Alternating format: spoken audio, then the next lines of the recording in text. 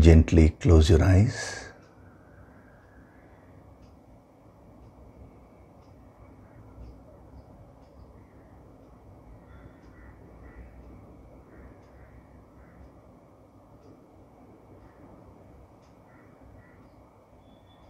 Do deep breathing.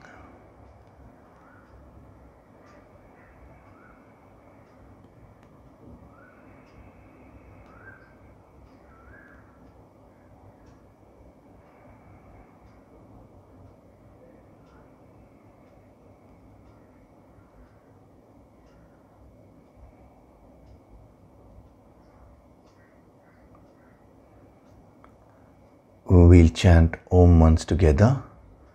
Synchronize the chanting of Om with your exhalation. Breathe in.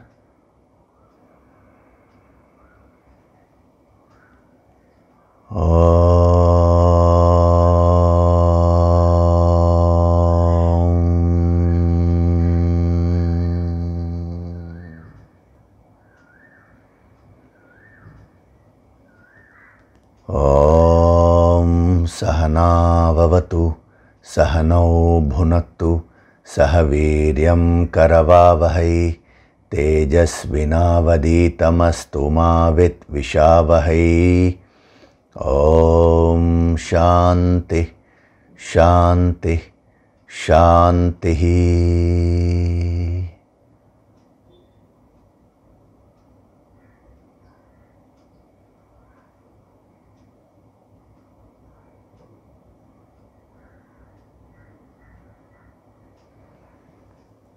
Gently open your eyes. We'll chant from verses 56 to 60 of chapter 2. Dukkeshvanudvignamanaha, Dukkeshvanudvignamanaha, Sukeshu vigatasprihaha, Sukeshu vigatasprihaha, Vitaraga bhayakrodhaha, Vitaragabhayakrodhaha, Stitadhir muniruchyate, Stitadhir muniruchyate, Yassarvatranabhisnehaha, Yassarvatranabhisnehaha, Tat prapya shubhashubham, Tat prapya shubhashubham, Nabhinandati nadveshti, Nabhinandati nadveshti, Tasya prajna pratisthita, Tasya prajna pratisthita, Yada samharate chayam, Yada samharate chayam, Kurmongani vasarvashah, Kurmongani vasarvashah, Indriyani indriyarthebhyah, Indriyani indriyarthebhyah, Tasya prajna pratisthita, Tasya prajna pratisthita, Vishaya vinivartante, Vishaya vinivartante, Niraharasya dehinah, Niraharasya dehinah, Rasavarjam rasopyasya, Rasavarjam rasopyasya, Param drishtva nivartate, Param drishtva nivartate, Yatato hyapi kaunteya, Yatato hyapi kaunteya, Purushasya vipashchitah, Purushasya vipashchitah, Indriyani pramathini, Indriyani pramathini, Haranti prasabham manah. Haranti prasabham manah. Hari Om, and a very good day to all of you. So last week we were seeing verse 60 in more depth, where he says the pramathini indriyani, that is the turbulent senses of even the wise person, vipaschitah, who is watchfully striving indeed, yatatah, O Kaunteya, forcibly carry away the mind.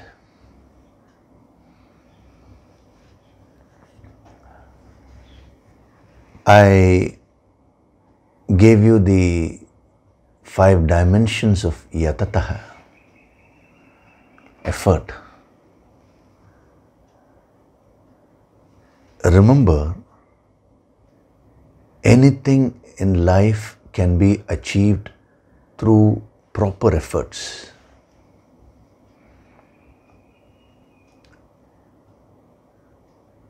In the yogic parlance, we call it tapas. Tapas means producing that heat. Tapaha means fire, and putting in that right kind of effort in order to achieve your goal. So this is applicable for spiritual success and material success. So it is not enough if you say, I am putting in effort. That effort can be very casual. So the 5 dimensions, first of all, you need to have that willingness to put in effort. We have a general concept that we should get everything in life with minimum effort. The story of Aladdin and the genie, which was told to us when we were very young. These kind of stories, they actually put the mind on a spin, because the mind starts imagining things, the mind starts expecting a kind of a miracle to happen in your life. No, the spiritual approaches, first of all, are you willing to put in the effort? That is the first dimension. Then the second dimension which we saw was, it is not enough if you're willing to put in the effort, but it should be 100%. Either do something or don't do it. Means when I say do something, do it fully, or don't do it. It should never be a half-hearted attempt. And then you should put in your efforts with tremendous enthusiasm. Enthusiasm plays a big role.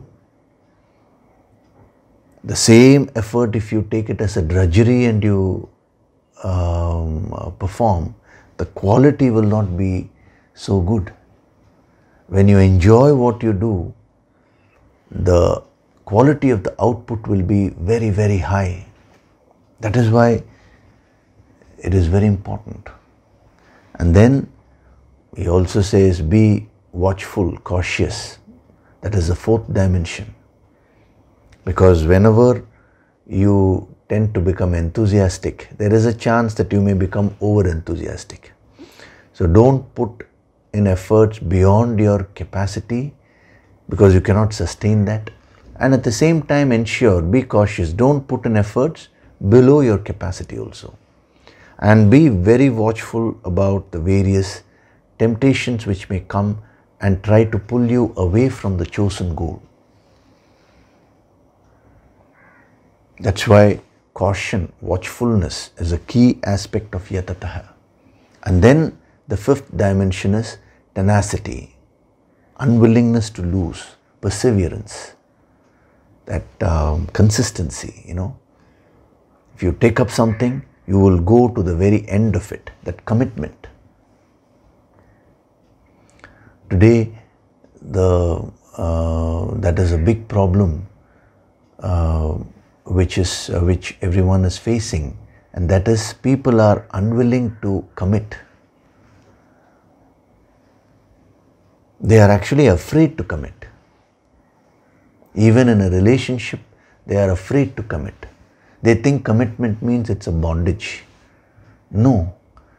When you are committed to something and when you put an effort, now that field will grow. You will grow in that field and you will get very, very positive results. So you need to master all these 5 dimensions of yatataha. You know, when we talk of yatataha, the one who is striving, and then when he says the turbulent senses can forcibly carry away the mind of that vipaschitaha, one who is genuinely trying, who comes to my mind is the great sage Vishwamitra.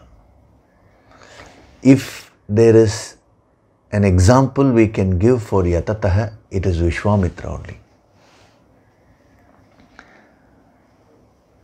See, most people, they don't know the full story of Vishwamitra.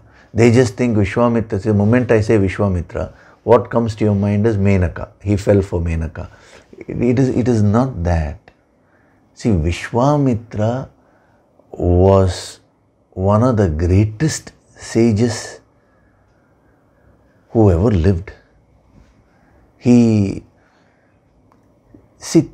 Through his own tapas, efforts, he achieved the highest state. He became a Brahma Rishi. It's not a joke. You know, he invoked and discovered the Gayatri mantra. Many people say that he was the one who created the Gayatri mantra. No. See, all these mantras are nothing but the same vibrations which are present in the cosmos, but when you bring it to in the sound form, they are called mantras. So Vishwamitra, he did such great tapas and he was able to invoke the Shakti called Goddess Gayatri, the Gayatri Shakti from the universe. See, all the Shaktis, all the energies are present in the cosmos. When you do meditation, when you do tapas, you will come in contact with all of them.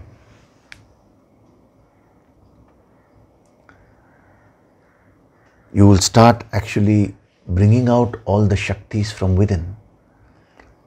So Gayatri Shakti is a hidden, mysterious Shakti which can give you so many powers. It's not so easy to master the Gayatri Shakti. But sage Vishwamitra, out of his own efforts, out of his own tapas, he was able to tap that Shakti. And then he brought it to the sound form, which was easily digestible by people, for the common people. Because the Shakti in the raw form is almost impossible to handle. That's why all the great masters, they do the hard work, they do the tapas and they acquire the Shaktis and then they bring it in a form which is easy to handle for the benefit of humanity. So that's why he was called Vishwamitra. Vishwamitra means the friend of the entire Vishwa, universe. So what is his life history? You need to study these great characters, because the more we study about these kind of great people, we'll slowly start absorbing their positive qualities. Our mind will start absorbing.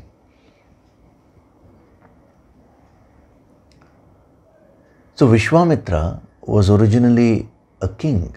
His name was Kaushika. And he used to have a great army. He had a wonderful army.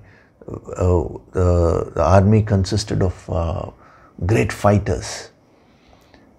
So with one battalion, one Akshauni, he used to keep traveling from one place to another place every now and then. And once when he was passing by the forest where Vasishta was living, he saw the hermitage of sage Vasishta. Vasishta was another great saint. And when he saw the hermitage, it was so peaceful. The birds were all chirping there, and the flowers were there. The whole atmosphere was so divine. See, wherever a master resides, wherever a yogi resides, it's not about the place. His energy gets transferred everywhere. The whole place becomes divine.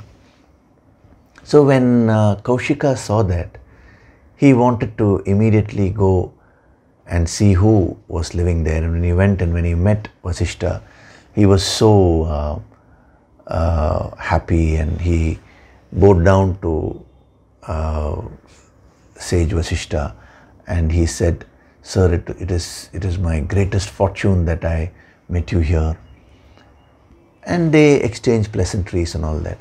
And then Vasishta told him, "O king, it's a great honor that you have visited my place. So my suggestion, my request is you stay back, you and your entire army, and have food here, have a feast. I want to feed you."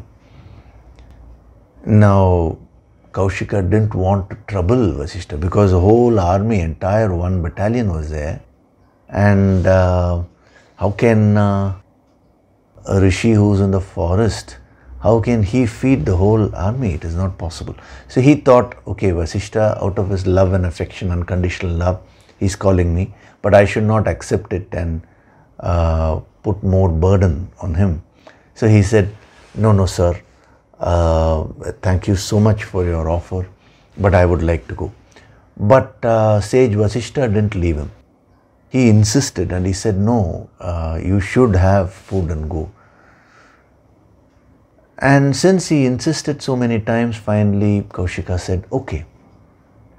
Now Vasishta had a cow. The name of the cow was Shabala.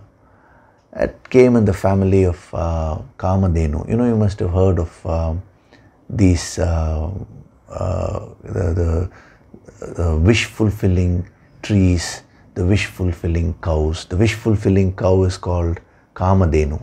Kamadhenu means that which fulfills all your desires. Now, there are many cows like this, divine cows. That's what they have mentioned in the Puranas. So, Shabala also belonged to that family, and Vasishta was given that cow by Indra, by the gods. So he called the cow which could fulfill any desire, and he said, see, all these guests have come, so create a feast for them. And then the story is that from the cow came all the various variety of dishes, wonderful dishes, extremely tasty. And Vasishta was able to feed not only Kaushika but the entire army, and all of them had their fill. The food was nectarine, divine, so energized, and they were so satisfied. So when Kaushika saw this, he was very surprised, because till that point of time he never knew that such a cow existed and that Vasishta had this cow. So then a wrong thought came in his mind. He thought, see, I am the king of this place. It is right that I should only have this cow. So he became a little jealous of Vasishta. But he hid his jealousy and he told Vasishta, he said, sir, it is so wonderful, you fed us and all that. But I have one request, that is, I would like to have this cow, being the king, because I can help so many people with this cow. Actually, his motive was not merely to help. It was just that he was so fascinated by the cow. Being a Kshatriya, very Rajasic, his mind got so fascinated by the wish-fulfilling cow that anybody would love to fulfill all the desires, and so that's what he wanted. So he camouflaged it with a noble motive, and he said, I want to help all the people, so give me that cow. To which Vasishta refused.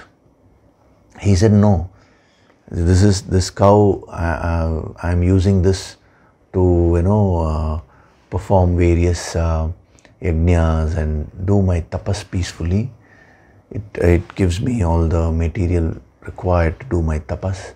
It takes care of all my needs, and through my tapas I am genuinely serving the entire humanity by generating divine vibrations, positive vibrations. Actually, that's what every yogi does.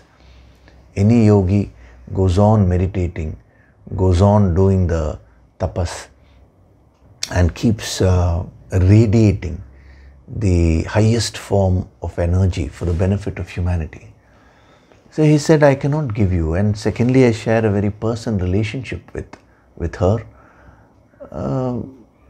So how can I give you? Then Kaushika got a little irritated and he said, see, I am the king.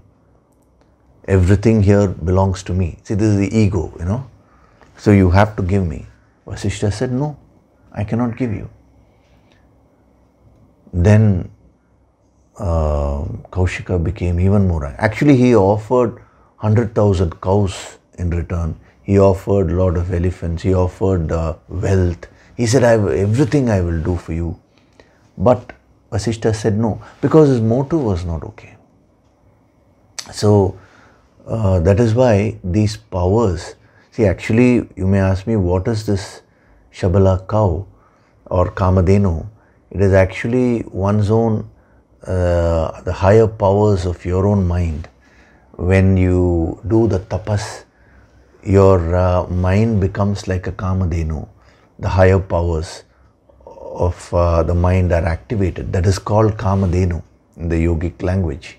So then whatever you want to create, you can create. You can create a life as per your wish. But that power should be awakened only after you do a lot of tapas, only after a lot of purification takes place. Otherwise you may use that power for a totally selfish purpose or to destroy somebody else. It's a very dangerous thing. So that is a symbolic meaning, but in this context we will see the whole story of Vishwamitra, that is the power of his tapas. So Kaushika got very angry. He said, okay, if you won't give me, I am the king here, I will take away the cow by force. So he called his soldiers and he said, now come on, pull the cow and we will take her. And the soldiers came and tried to drag the cow. Now she became very agitated. So she escaped from them and went to Vasishta and appealed. She said, oh father, she was like a daughter to Vasishta, You took care of me for so many years and I have been so devotedly serving you. And now, how can you allow this to happen? Why have you become so heartless that you're giving away me to them? To which Vasishta said, no, my child, how can I give you? It is just that this king is very haughty, proud, and he has the big army with him. He's so powerful and I have nothing with me. So he's trying to snatch you away by force. To which a cow said, Father, how can you say that you have nothing? You have the power of tapas with you. It is because of your tapas only I am able to perform miracles. So all I ask you is, I request you to give me permission. I will create a lot of a huge army and I will defend myself. But you have to give me permission for that. So Vasishtha said, definitely, so be it. And then the story is that from the cow came a host of armies endlessly. And great, warriors and all came out and they all started fighting against Kaushika's army. And soon entire Kaushika's army was defeated. And when Kaushika's army was defeated, 100 sons of Kaushika had also accompanied him. So they were also quite evil-minded. They all got angry and with various weapons they tried to attack Vasishtha. And all Vasishtha did was he just used a mantra, hum. This is a very powerful bij mantra. It is used even in the Kali sadhana to master the Kali Shakti. So he had mastered that. He was a master of Sri Vidya. The Sri Vidya is a supreme science of all the Shaktis, So he had mastered that. So he used a mantra and the vibrations of the mantra was so powerful that instantly the entire 100 sons were burnt to ashes. This is how it is described. So it's not that Vasishtha can't defend himself and all that. It is, they don't, no Rishi will use his powers for destructive purposes, So then Kaushika was totally dejected and angry also. He said, my God, my entire army has been killed. All my sons have also been killed. So I should not leave this man Vasishtha. So he went back with a lot of anger and one son was still alive. So he made him the king and he along with his wife, he went to the Himalayas. He said, I'm going to do tapas and acquire all the divine weapons from the gods. So he did tapas on Lord Shiva for many, many years. He did intense tapas with tremendous focus. And after many years, Lord Shiva appeared and he said, what is it that you want? He said, I want all the divine weapons of the gods and the entire the art of archery, art of weaponry. I want to be a master of all that. So Shiva said, okay. So now Kaushika was equipped with the entire divine weapons. He was a tremendous fighter. He was already a great fighter. Now with this addition, he thought, now I can never be conquered. So with that pride, he went to Vasishtha's ashram. He wanted to take revenge. And without any announcement, he took some arrows and he started attacking all the innocent birds and animals which were loitering around there, which were also getting the divine energy from Vasishtha. So he started killing all of them. And they all ran away in fear. Everybody started running away in fear. And when Vasishtha saw this commotion, he came out to see what was happening. And there Kaushika was standing there and he was attacking. So Vasishtha got very annoyed. He said, how can you kill these innocent creatures? What have they done? What is your problem? Now, Kaushika never even bothered to answer. He started attacking Vasishtha. Then sage Vasishtha said, okay, you seem to be very proud about your Kshatriya Bala, that is the power of a Kshatriya, the weapon, whatever weapons you've got. Now I will show you what is the power of a Brahmin. So he had a danda, a staff, and he put all his powers in that, and he placed it in front of him. And he said, now you send me any weapon. Let's see what happens. See, incidentally, when they mention about the power of a Brahmin, power of a Kshatriya, Brahmin, Kshatriya and all these things are not castes as many people are thinking. There is a different word, it's called Varna. It is not based on birth. It is based on one's qualities and efforts only. So when the context comes, I'll explain that in detail. So Vasishtha, he was called a Brahmin because of his tapas, because he had conquered his mind, not because of birth. Anybody who conquers his or her mind becomes a Brahmin. It has nothing to do with where you were born. Similarly, Kaushika was called a Kshatriya, not merely because of his birth, because of his attitude. He was highly rajasic. So Vasishtha kept that staff in front, and one by one Kaushika was sending all the weapons. The Agni Astra, the weapon of fire, then the Varunastra, the weapon of water, every divine weapon he sent. And all those weapons came and they got absorbed in the staff. They became ineffective. And then Kaushika took the Brahmastra, which was supposed to be the most powerful divine weapon. And all the gods had assembled to watch, what's going to happen. Is Vasishtha's tapas so great that even the Brahmastra can't harm him? That was a question in every god's mind. So they were all watching. And the Brahmastra came, and to everybody's astonishment, even that got absorbed by the staff. And when that got absorbed, the entire hosts of gods came down, because Vasishtha was so annoyed, and he was spitting fire. And so all the gods came and said, "Oh great sage, you are the greatest of all. We have never seen a great sage like you. So much is your power. So we request you to calm down. We request you to forgive Kaushika."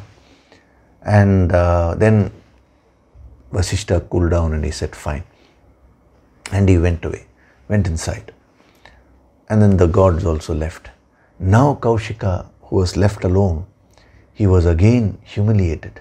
He thought, my God, till now I thought that weapons only had so much of power.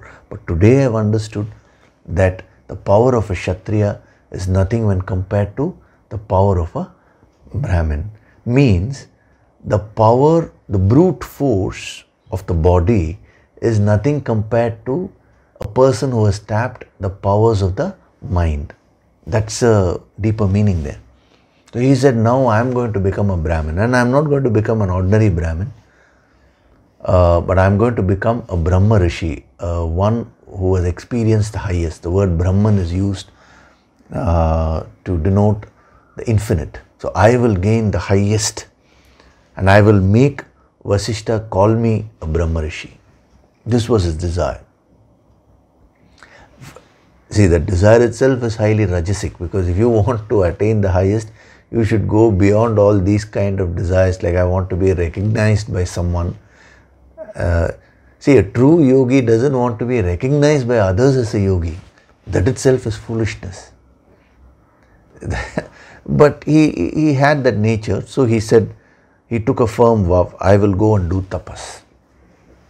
So he started doing tapas. He went to the south and started doing tremendous tapas. He took his wife also with him.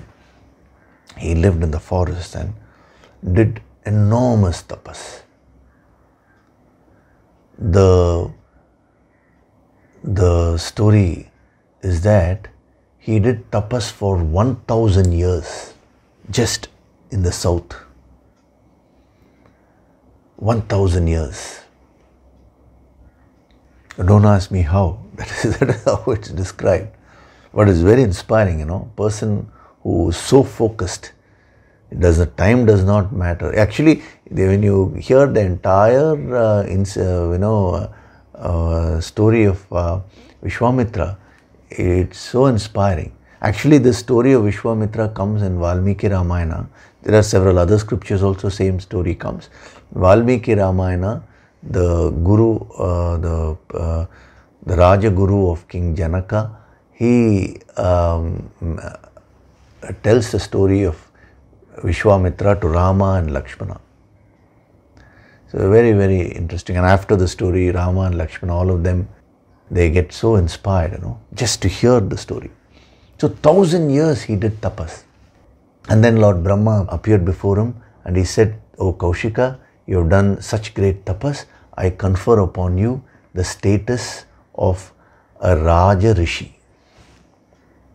Raja Rishi means royal sage.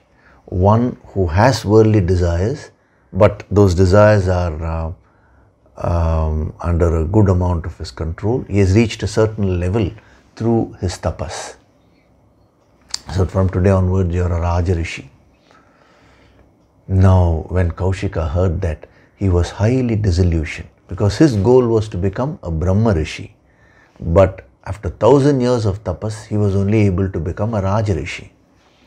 So he said, "What is this? That's all, is it?" He said, "I am not happy with this." So he asked Brahma, "So why is it that you're not giving me the title Brahma Rishi?" He said, "For that you need to do more tapas." So he said, "Fine."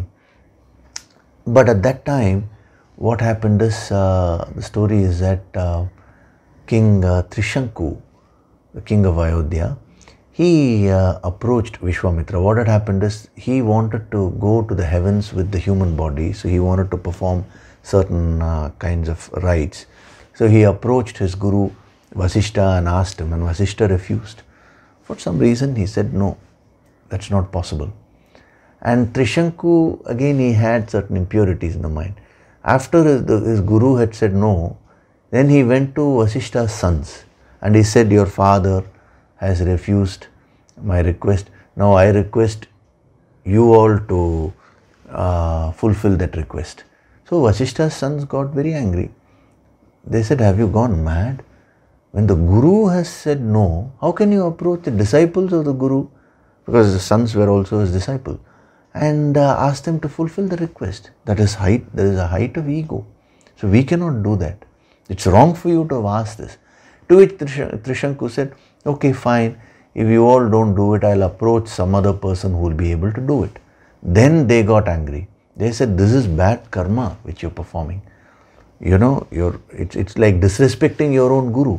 There must have been a purpose when he said, this is not possible. It would have been for your own good only. You don't have that faith. So you're saying, okay, my guru is not doing this, so I will go to somebody else." It's a height of bad karma you will incur. So they cursed him. So with that, he went to sage Vishwamitra. That is Kaushika, who had performed 1,000 years of tapas, was a Raja Rishi. And he told him everything. And he said, "Sir, this is what has happened. I want to go to the heavens with the body. Can you help me?" Now immediately Kaushika said, "I will help you." The main reason why he said that was because Vasishta had refused. So he was always competing with Vasishta. He said, "I will now help you." So he invited all the other sages and all that, and he performed a yajna, the fire worship, and he chanted all the mantras. And when Vasishta's sons were also invited, they refused to come. They made fun of him.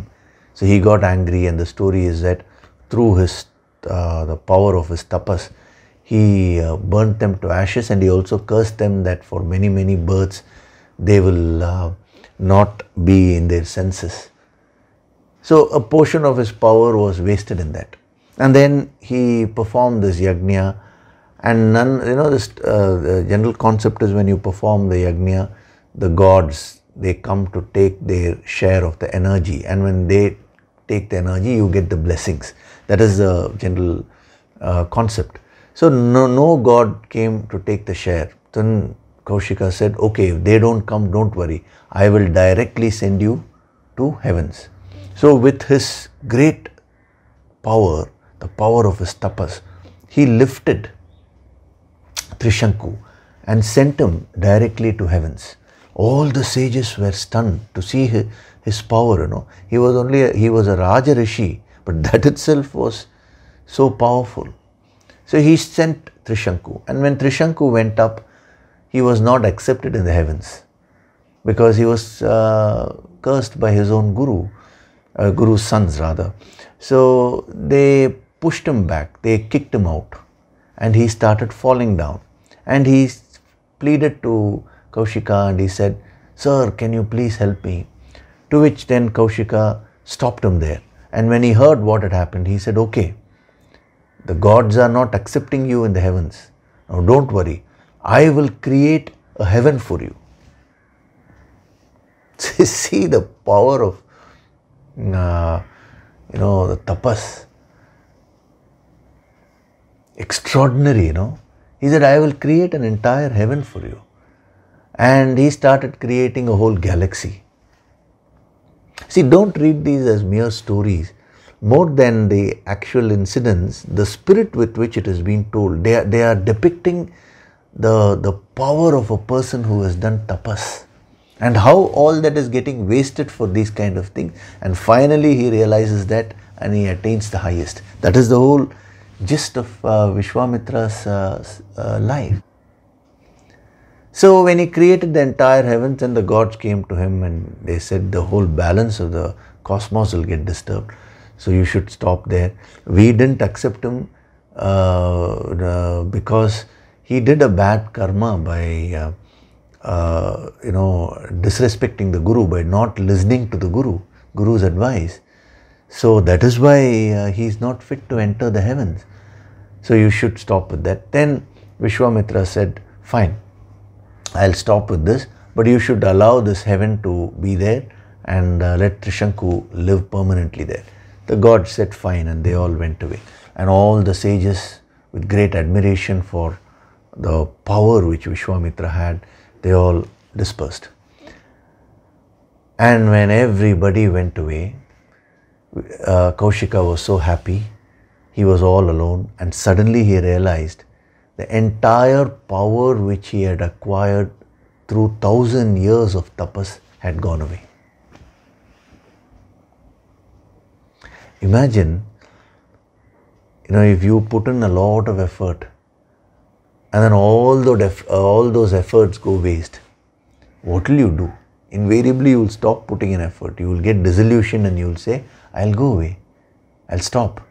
But that was not Kaushika's nature. That's what I'm saying, the yatataha. He said, "Okay, I've lost all my powers. Now let me start from beginning. I will do 2 times more tapas." So he went to the west, the place called Pushkara. He sat there and he started doing tapas again for another 1,000 years, but with 2 times more efforts. The tenacity, unwillingness to lose. See, all these 5 qualities of yatataha you can find in Vishwamitra. The willingness to put effort, that eagerness, 100%, and also being cautious. He had tremendous capacity. That's why he was able to do that. And the tenacity, perseverance. So for another 1,000 years he performed tapas.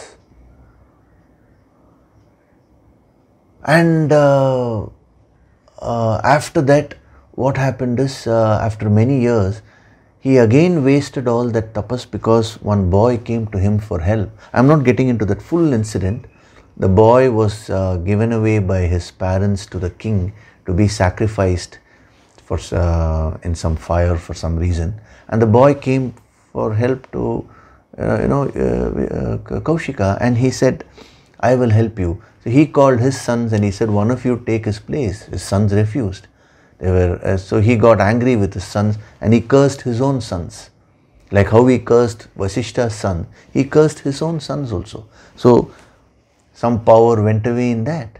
He was unable to control his anger, and then he taught certain mantras, 2 mantras to the boy, and he said, you keep on chanting that mantra, I will energize that mantra fully and I will give you, and even if they put you in fire, the gods will come and save you. That is the power of these mantras.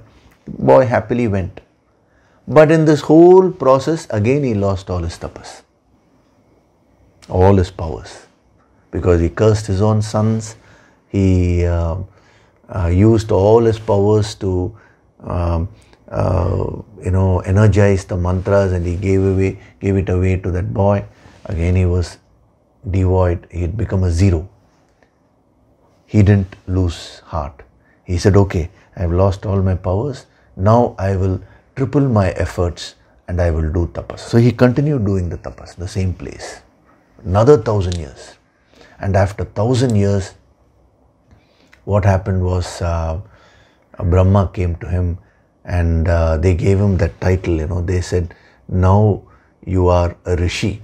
Actually, after the Raja Rishi, when he performed for 1,000 years, he became a rishi. Rishi is a next step. See, sometimes these words like Raja Rishi, Rishi, Maharishi, all these are used interchangeably also. But in this context, they gave a particular definition. They used the word Rishi, Raja Rishi, all these things to refer to certain stages of spiritual development when you do tapas. So he became a Rishi. Again, he was very much dissatisfied because his goal was Brahma Rishi. So till he reached that, he was not at all satisfied. See, just by becoming a Raja Rishi, if he could acquire so many powers, most people will compromise with it. What more do you require? That's how they'll think. But Kaushika was not like that. So he did tremendous tapas. He became a Rishi. And that was a time when Lord Indra became afraid. He said, if he goes on doing so much of tapas, then, Indra was always insecure. He thought his position will be challenged. So he sent Menaka, who was a celestial dancer, who was one of the most beautiful, they were called Apsaras. Apsaras mean extraordinarily beautiful and past masters in arts. They were actually Devis. They had also done tapas to reach that state. They had the capacity to charm anyone. That was that so much of powers they had attained. See, everything was respected in the good old days, So he sent Menaka to take Vishwamitra out of his tapas, to disturb him. So Menaka came there and she enticed Vishwamitra. And the story is that Vishwamitra fell for the charms of Menaka. And they lived together for 10 years. And for 10 years he stopped doing all tapas, everything, and they even had a child. That is another story. So once the child was born, that was the time when Vishwamitra suddenly it struck him. My God, for so many years I had left off all my tapas, everything. What was my original goal? And I have completely moved away. Then he looked at Menaka, and one look at her, he understood the whole thing, what had happened, how he was fooled. But he had genuinely fallen in love with her. So, and she had also actually fallen in love with him. Even though she had come to entice him, she actually, seeing his good nature and seeing his powerful personality, she had actually fallen in love with him completely. So then he said, no, I curse you that you will always be separated from me. This will be your suffering. And he sent her back to heavens. Now he was again left with zero. Imagine, so many thousands of years of tapas. From Raja Rishi, he had become a Rishi. Now he was zero again. So then he didn't give up. He said, now I will go to the north and I will perform more intense tapas. So 3 or 4 times more tapas he did for another 1,000 years. And after 1,000 years, Lord Brahma came to him and he said, oh Kaushika, now you have become a Maharishi. Maharishi means a great sage. Now this time, Kaushika was not even disillusioned. He said, oh, after so much of tapas, I have only become a Maharishi, is it? That means I have conquered all my senses. To which Brahma said, yes, you have conquered your senses to a very great extent, but some more effort is required. Subtler aspects of your personality you have not yet conquered, like anger, few other emotions and all that. You have not yet conquered the subtler senses, the subtler emotions which are behind the senses. So you will have to do more tapas for that. Vishwamitra said yes. So he continued doing for another 1,000 years. Extraordinary tapas. He said, I will focus my mind. See, tapas means focusing your mind single-pointedly, to the extent you are able to do that, to that extent you are a tapasvi. So he did that. And after 1,000 years, again Indra sent, this time not Menaka, but another Apsara, another celestial dancer called Ramba. And he said, you go and entice him. So when Ramba tried to entice him, Vishwamitra opened his eyes. The moment he saw Ramba, he didn't fall for her charms. He understood what the purpose, because he had risen above that level. But he became very angry. He said, see, here I am trying so hard and you're coming and, you're trying to disturb my tapas. I curse you. For 10,000 years you will be like a stone. And some great Brahmin, the tapasvi, will come and he will touch you and only then you will come back to life. And once he cursed, that anger robbed him of all the powers. He had become a Maharishi and then he had continued doing tapas for another 1,000 years. All those powers got exhausted because of this one instance where he got angry and he cursed Ramba. So then again he became a zero. He said, enough is enough. From this moment onwards, I will not get angry with anyone. That is how he got the name Vishwamitra. Vishwamitra means being friendly to the entire Vishwa. So he sat and he did tapas for another 1,000 years. Tremendous tapas. This time the tapas was so powerful. 10 times more powerful efforts, more efforts he put in. And then after 1,000 years, he thought, he had fasted for a very long time. He thought, let me break my fast and then I will continue with the tapas. So he got a bowl of rice, some food, and he was about to eat. At that time, Lord Indra came in the disguise of a Brahmin there and he said, can you please feed me? Can you give me some food? It was the final test, And Vishwamitra looked at the Brahmin. He immediately gave him the food. Imagine, he had done so much of fasting. He was very hungry. But he didn't think also. He didn't hesitate. He just gave away all the food to that person, who was actually Indra. And then he went and continued with his tapas. He took it as a divine sign, saying, the time has not come for me to eat now. Let me now achieve the goal. And he continued doing such tremendous tapas that finally all the gods, Brahma along with all the gods approached Kaushika and said, oh great sage Vishwamitra, we call you Vishwamitra, we give you the title of Brahma Rishi. But he was not yet happy. He said, I want Vasishta to call me Brahma Rishi. This portion is not there in the Ramayana. That is how he went and met Vasishta. It comes elsewhere. But the story in the Ramayana is that Vasishta also came and called him Brahma Rishi. But there is another episode there. What happened is he went to meet Vasishta. And when he went there, he wanted Vasishta to call him Brahma Rishi, recognize his greatness. But Vasishta could see that still that little bit of ego was there. The fact that he wanted recognition itself means he had not yet achieved the highest. So Vasishta raised his palm and he blessed him and said, oh, I bless you, I welcome you, oh Maharishi, he told him. So the moment he heard that sentence from Vasishtha, he became very down and he turned. But in that process, he lost all the ego. He lost his ego completely. And he said, why should I waste my time? He said to himself, why should I waste my time trying to get recognition from Vasishtha? I am what I am. And he started walking. And the moment he started walking, Vasishtha could see the energy. He had truly reached the highest. He immediately called him back. He said, "O great sage Vishwamitra, the Brahma Rishi, you are welcome."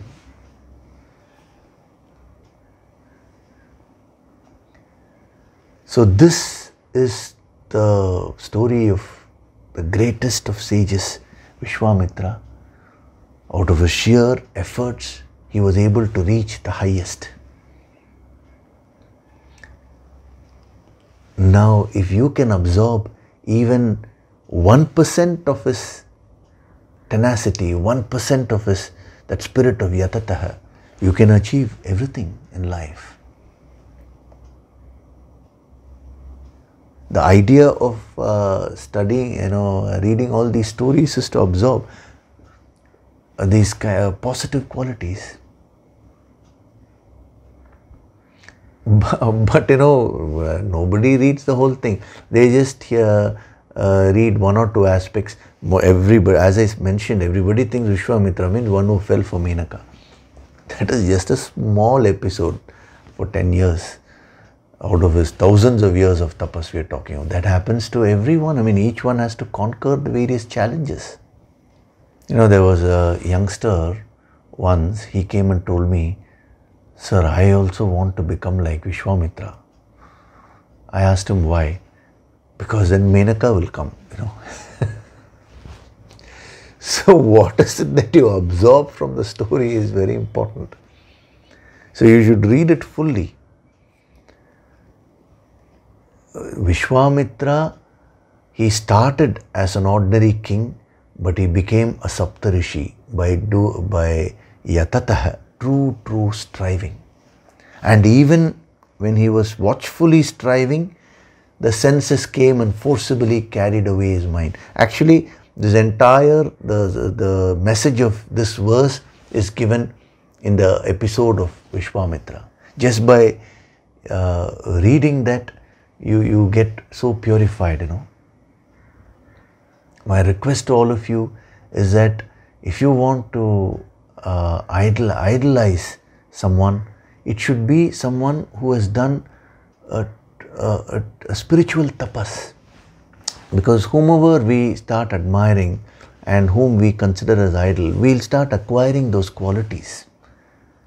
So if you idolize somebody who is having wrong values, you will also acquire that energy. Because it's a participation of your mind. So your goal should be to get that energy of Brahma Rishi, Vishwamitra. If you have that kind of energy within you, you can achieve anything. All these temptations can be easily overcome. So the turbulent senses of even the wise person like sage Vishwamitra. Now Vishwamitra you will understand, but what about you? Instead of wise person you put you. So first you will have to become a vipaschitaha, and then you should be doing the yatataha, that is you should have to put in the right kind of effort. Then this verse is applicable. So when you're in the path, be careful, he says. The senses are so powerful. It's just a moment only. They can come and completely carry away the whole mind. So in verse number 60, he has mentioned this. From 61, for several verses, he will be explaining. Actually 61, he will tell you how to overcome this and reach the highest. And then he will start the path of he will tell you the path of how exactly you lose control and how the mind is carried away. And after finishing that line of thought, he will continue with this same verse 60, and he says, once the mind, here he says the senses will carry away the mind, but many verses later he will say, now the mind will carry away the prajna, the wisdom. Very interesting, very disciplined thinking, you know. So he is slowly mapping the entire ladder of fall, how you fall, and he is also giving you the methods how you can rise. That is the very theme of the Bhagavad Gita. That is the very theme of all the scriptures. And that is the very idea of having these sessions week after week, the yogic approach, so that you can conquer yourself completely and reach the highest state. So today we will start verse number 61, because as a continuation now, it will be amazing. So verse number 61. Tani sarvani samyamya. Tani sarvani samyamya. Yukta asita matparaha. Yukta asita matparaha. Vashe hi yasyendriyani. Vashe hi yasyendriyani. Tasya prajna pratisthita. Tasya prajna pratisthita. Tani sarvani sanyamya. Having restrained them all. Tani sarvani. Sarvani means all. Sanyamya, beautiful word. Having restrained them all, I am translating first. Yukta asita matparaha. Asita means one should sit. Looks like a very simple word, but in the yogic parlance, asita has tremendous significance, you know. So one should sit and do what? Yukta matparaha. Yukta means united with me, united with the infinite, as the supreme. Paraha means supreme, the highest. Vashehi yasyendriyani. One whose senses is under control, vashe, indeed, tasya prajna pratishtita. Such a person's wisdom is established. Remember, we are in the portion of sthita prajna. Who is a person who has reached that perfect state? So he is giving different facets of a sthita prajna. There are actually infinite facets. Few he has given. It's more than enough for you to, do your sadhana. Enough messages are there. So having restrained them all, one should sit united with me as the supreme.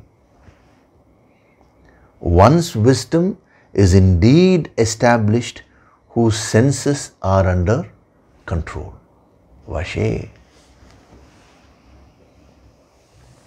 So in the previous verse, he said, when you are trying to perfect yourself, be careful. The senses are so powerful that they can come and carry away the mind. Now he says, so you need to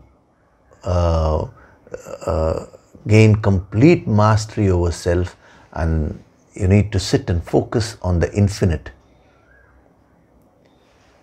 You will become one with the infinite.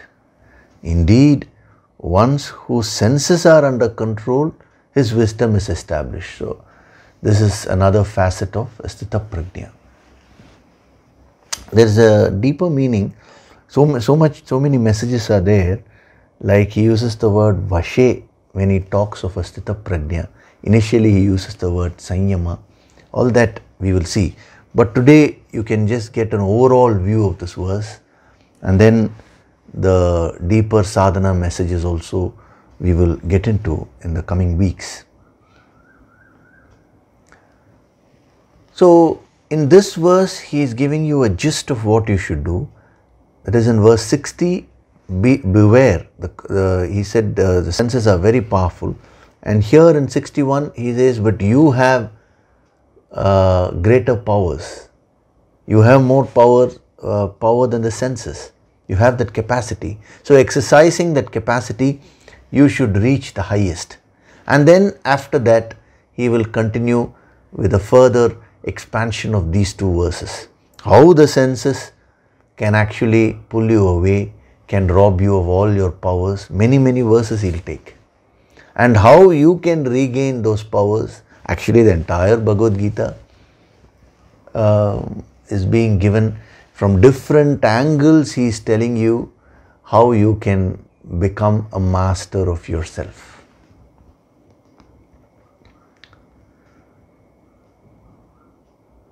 With the hope that some angle will inspire you.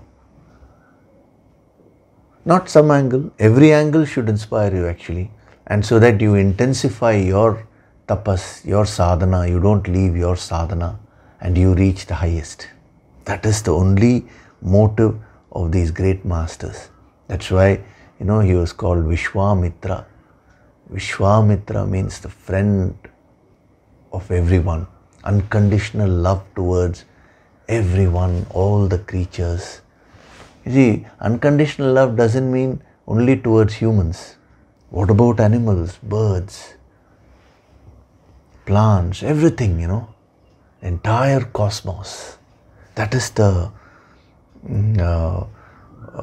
nature of these great masters. So with that motive in mind, he is giving these great truths to us.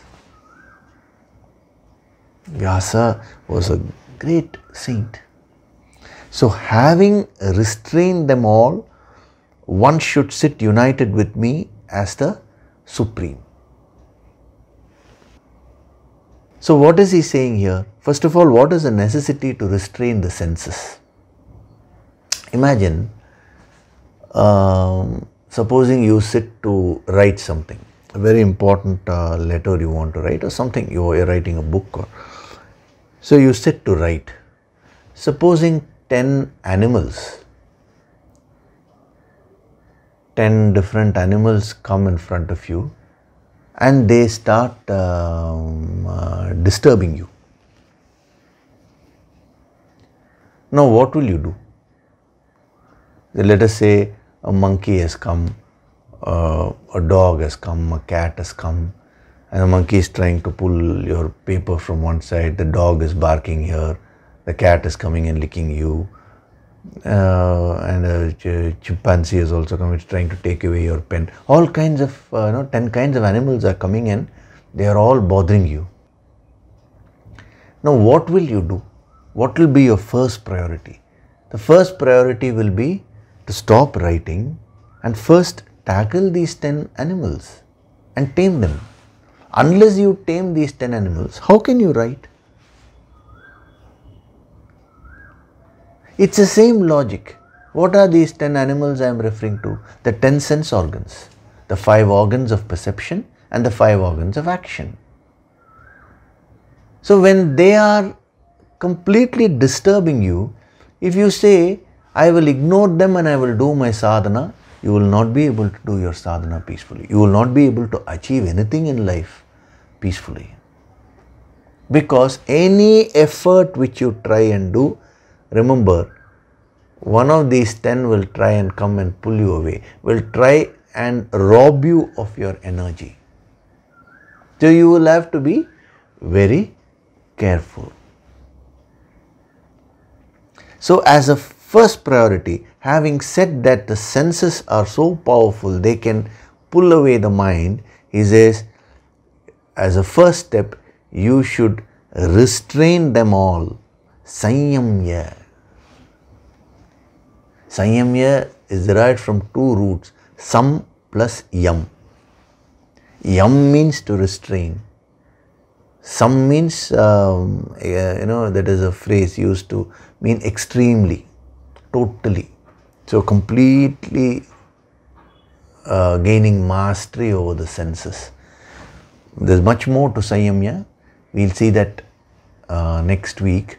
A lot of sadhana tips are there. But first, the context of this verse you need to understand. Unless and until you recognize that the senses are powerful, this verse has no meaning. Supposing the 10 animals are coming and disturbing you, you had to write an important letter. You forget the very purpose why you were sitting there, that you had to write a very important letter, let us say. You forget all that and you start playing with the animals. Wherever the animals are pulling you, you also go. Now ultimately your very purpose will not be achieved. That is what is happening with everyone. There is nothing wrong with the world. There is nothing wrong with the enjoyments. There is nothing wrong with acquiring wealth. But the problem is, in that process, when you lose your very purpose, that is when all your powers go away. The purpose of you taking this human birth is to become one with the infinite. It is only a human being who has that capacity to become one with that infinite. So use the world, acquire whatever you want, but never ever lose your purpose in life.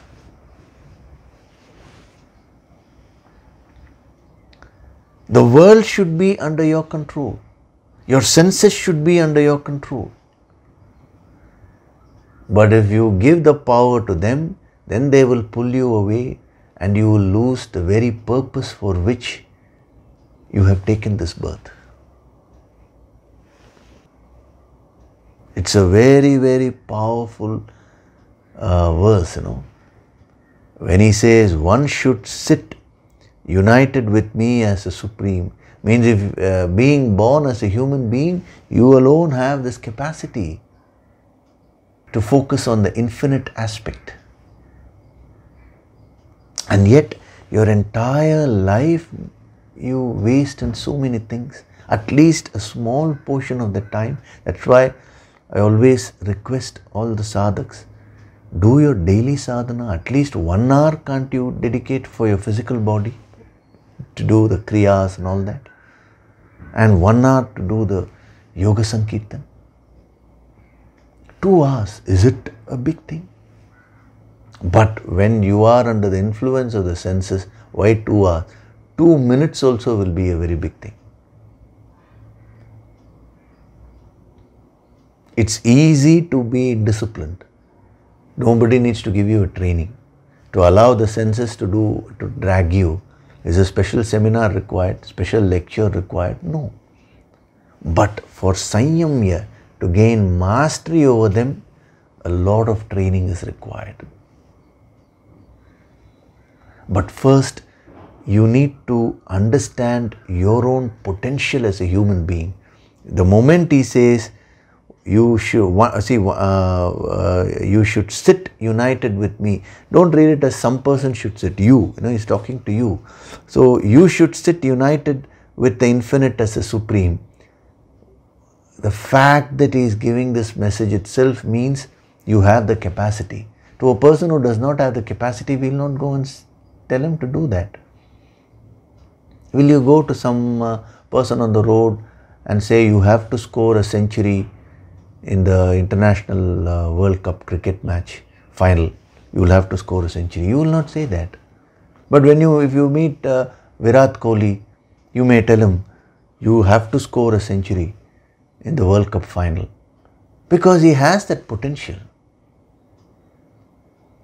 So the fact that these great masters are saying that you should focus on the infinite, you should become one with the infinite, it means you have that capacity, but you are not exercising that choice today. So my genuine request to all of you is that fix your priorities first. This human birth is so precious. Don't fritter away your energies. Again, I am telling you, whatever it is that you want to acquire, wealth, do that also in a focused way. Do that as a sadhana, not as an end in itself. If you want to become wealthy, acquire wealth, do it in a dharmic way, righteous way. Put in your efforts and become wealthy. And when you do it as a sadhana, as karma yoga, then that experience also will add on to your spiritual powers. If you want relationships, practice unconditional love. Do it as a sadhana. Then it will enhance your spiritual powers. So whatever it is that you're doing in life, it's fine. But fix your primary purpose first. Fundamental purpose. So that is the greatest of potential which you have. And don't waste your potential. You are not born to suffer and waste your time, Don't worry about petty things. What did my neighbor tell me? What did this person, how did he or she treat me? He was rude to me. This is not there, that is not there. One day the power cut is there. My God, power is not there. Power means I don't mean no power, I mean the external electricity. Oh, now it's COVID situation. What COVID? I'm telling you, you have infinite powers. Your own body has the capacity to produce the antibodies against any kind of virus or bacteria. What is there to fear? Awaken that, no? So, don't fritter away your energies in these petty things. You're meant for a higher purpose. Your purpose is to become one with infinite. You have infinite powers within you. Don't compromise.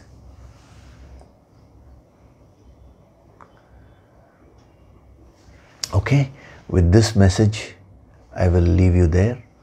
We will have meditation now. After the meditation, I'll make the small announcement also about the 22-day program which is going to come in December. So today we had a lot of points. See, the story of Vishwamitra I covered in detail to awaken that spirit in you. If one person can do it, why not you? Don't go about saying, sir, he is Vishwamitra, that is why he is at that level. No, he started as an ordinary person and he became extraordinary. Ordinary Narendra became the extraordinary Vivekananda. The ordinary Rama became extraordinary Ramatita later on. Every master started off in an ordinary way, but through their own efforts they became the infinite, and you can also do it. So now we'll have meditation. Sit straight.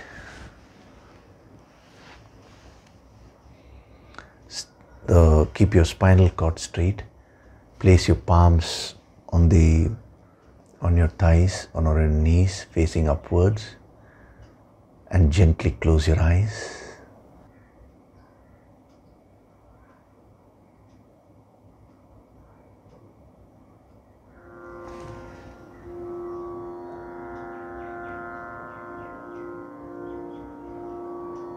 Do deep breathing.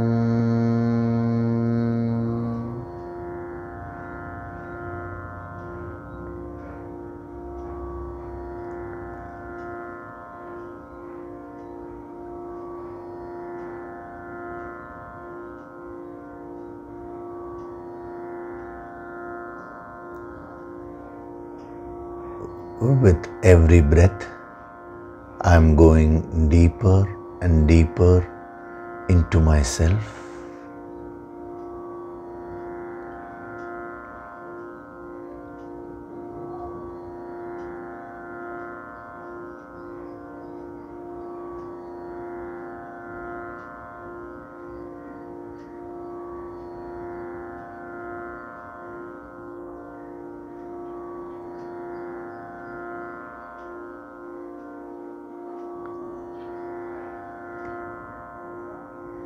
I withdraw from my own body.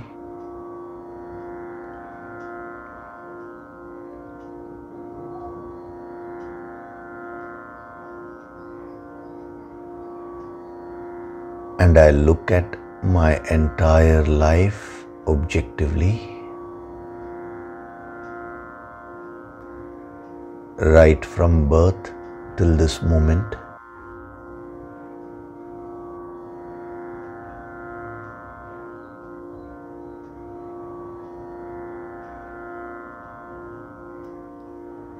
What is the purpose of my life?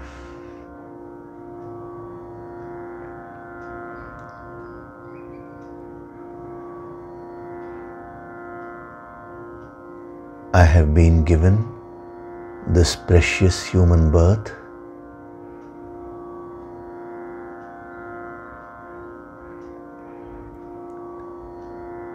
and from this moment onwards,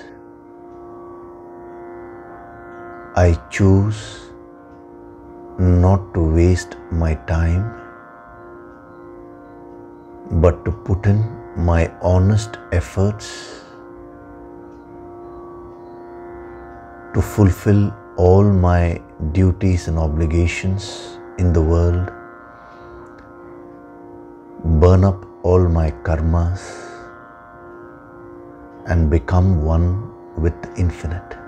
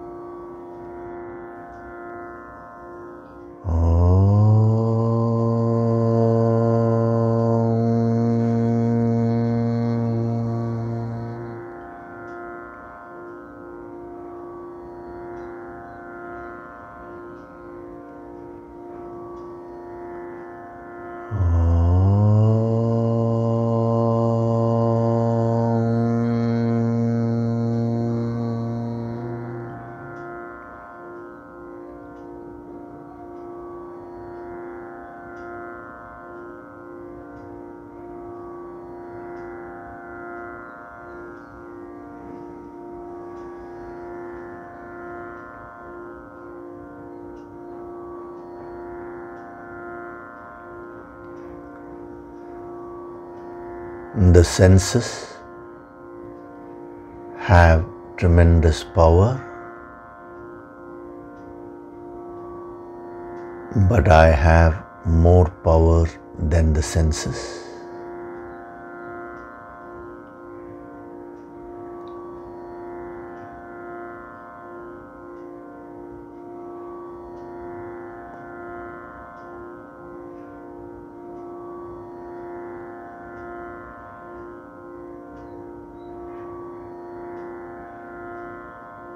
I choose to do my daily sadhana, tapas, to enhance my powers, to awaken all my inner powers and gain complete mastery over myself.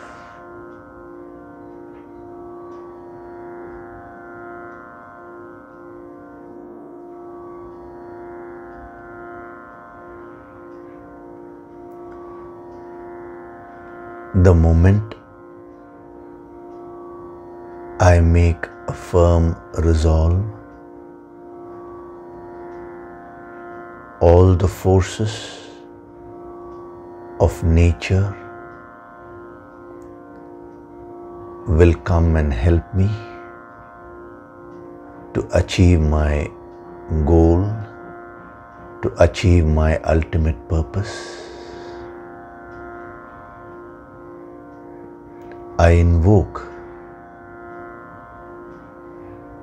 this entire cosmos, the forces of the universe outside me and within me to help me in this sacred path of becoming a Sthita Prajna.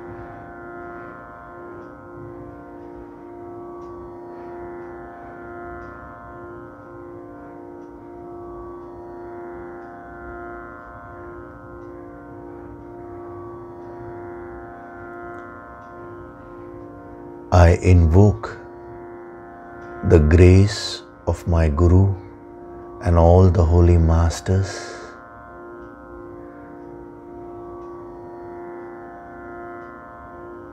in overcoming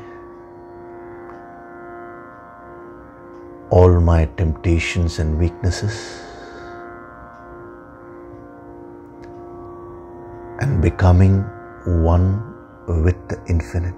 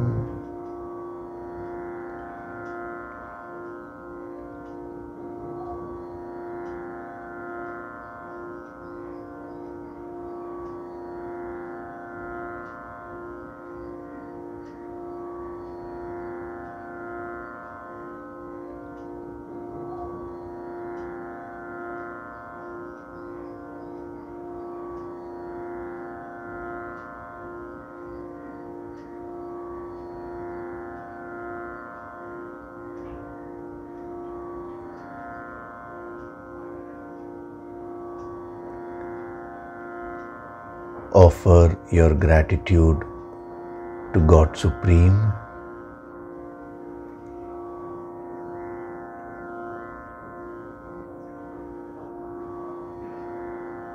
Offer your gratitude to your Guru and all the holy masters.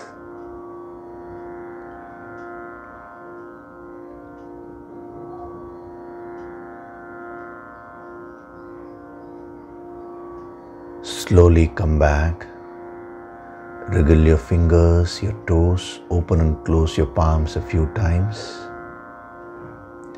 Rub your palms together. And cup your eyes with your palms.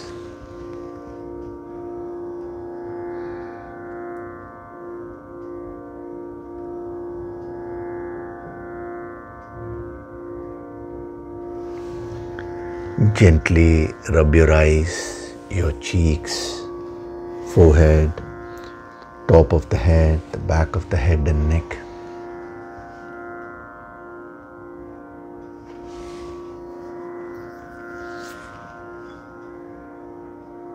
And very, very slowly open your eyes.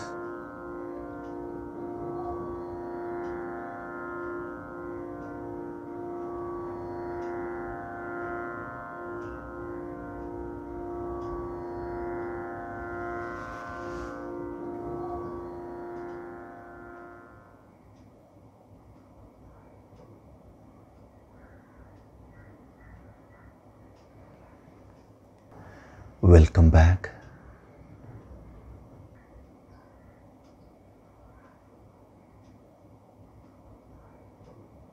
So today was a very inspiring and powerful session, because even when I gave the story of Vishwamitra, it is not merely a story which I was giving you. There is so much of power in that. If you just recollect and reflect on the story, that itself will give you tremendous powers, that tenacity, which is the key to success. Don't look for shortcuts. You are bound to experience miracles in life if you put in the right kind of efforts and also surrender to the higher energy and invoke and receive this higher healing Shakti. You will be successful and you will also be peaceful. And these meditations which I am having, all these are very, very deep sessions. I am installing so many things in your deeper mind, and I am also preparing you for the advanced courses which we'll be having every now and then. So the 22-day course will be in December. All the details have been put by the volunteers in the website. You can have a look at that. It's totally for 22 days. It consists of 4 parts. So first part is 6 days, then one rest day on a Sunday. Rest day means for you all sadhaks, rest day means you watch the Sunday usual hour sessions, no rest for sadhana. So then again from Monday to Saturday, another 6 days, part 2, rest day. Rest day, Bhagavad Gita sadhana, let us put it that way. Then another third 6 days, and then after that the fourth part will consist of 3 days, and then a few days will be given. Final 22nd session will be a question answer. Those few days is for you to reflect and then ask any question which you want to ask, and then final 22nd day we'll have a Q&A. I will answer all the questions, and we will have a special meditation and healing to conclude that entire program. So it is going to be very, very powerful. You can imagine 22 days of intense sadhana which we are going to do, and it's a great opportunity for you all to do the sadhana with the master when he's invoking the higher Shakti. So the details of the course are there. You first go through them. It's going to be a preparation for further higher levels, a health-based program. The program is called the Ancient Secrets of Health. So especially considering the present pandemic, everyone is suffering more than the COVID. They are suffering out because of the fear of COVID. So you need, when you learn these secrets, your self-healing capacities will be awakened. Your immune system will become very strong. But that is one part of the program. But the other part is infusing the divine energy into each and every aspect of your personality, of your body, and you take the receive the healing energy, and you grow in your consciousness. That is the other aspect of this program. So 22 days is quite a good time. Every day for 2 hours. So it's easy for you to commit, and you will come back next day, and it will be progressive. First I will start off with certain meditations, and then I'll be increasing the dosage as days go by, and I'll also be giving you some materials later on to practice. So many things are going to be there. So in the coming weeks I'll explain more about this program, and after reading, if you have any questions also, you can write about the program I'm saying. I'll definitely clarify. Okay? So we'll meet next week. Thank you.